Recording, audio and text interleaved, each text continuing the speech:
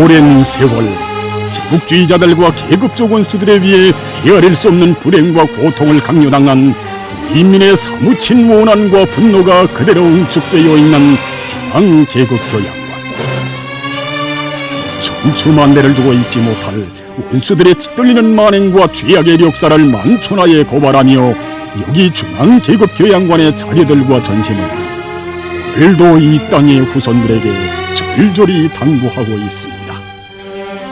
싸우면 산이 되고 덮치면 폭풍을 몰아올 피의 결산과 복수의 의지를, 영원한 반제계급 투쟁의 천리를 뼈에 새기라.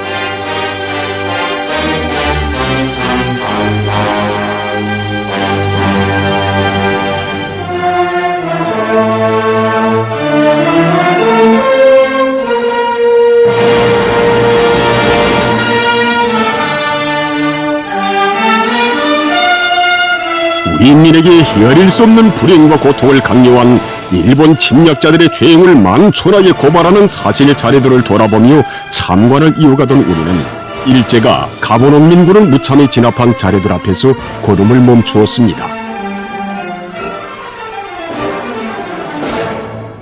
여기 지도에서 보다시피 1894년 우리나라에서는 반외세 반봉건의 구호 밑에 농민들의 무장봉기가 일어났는데, 이것은 삽시간에 조선 남부의 넓은 지역을 휩쓸면서 농민전쟁으로까지 발전했습니다.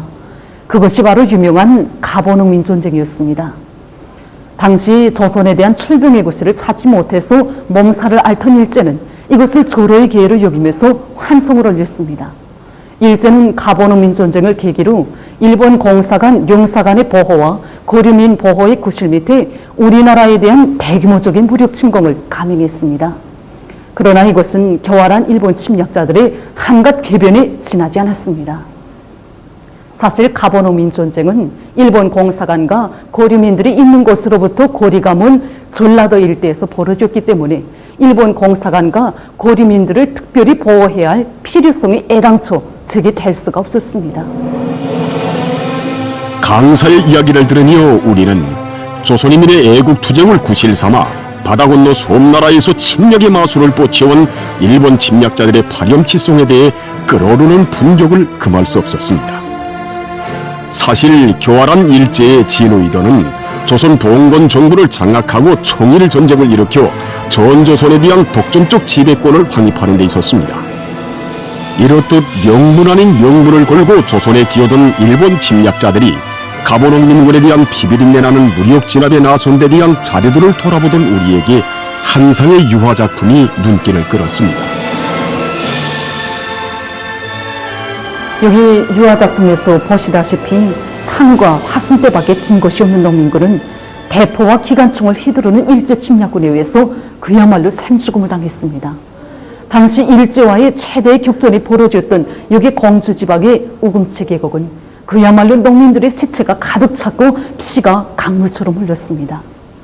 신식무기에 밀려서 바다로 쫓겨난 농민군을 일본군은 군함을 들이밀고 광양만의 육전대를 들이밀어서 닥치는 대로 학살했습니다. 결국 가보농민전쟁은 30여만 명의 희생자를 내고 실패의 곡절을 겪지 않으면 안 되었습니다.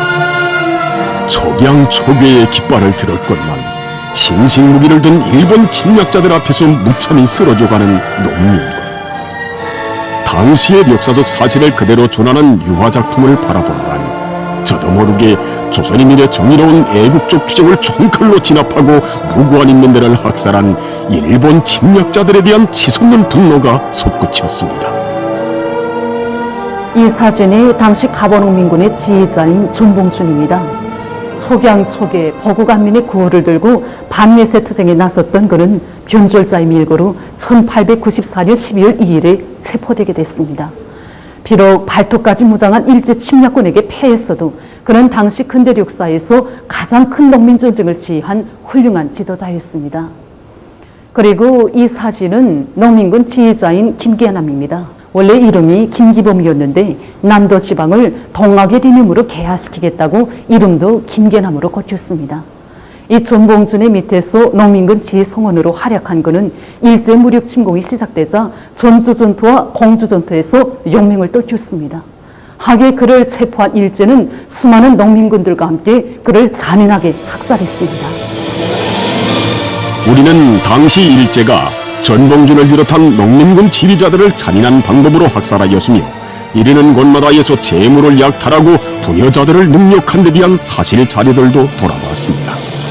당시의 사실 자료들은 조선에 대한 독점적 지배권을 위해 우리나라에서 강행한 일제의 피비린내라는 야수종 만행을 그대로 전하고 있었습니다. 이것은 일제가 우리 민족 앞에 저지른 죄악의 역사의 한 부분에 지나지 않는 것입니다. 그 아무리 세월이 흘렀다고 해도 가보는 민군을 진압하기 위해 일제가 저지른 천추에 용납할 수 없는 만행은 역사의 이끼 속에 절대로 묻어버릴 수 없습니다.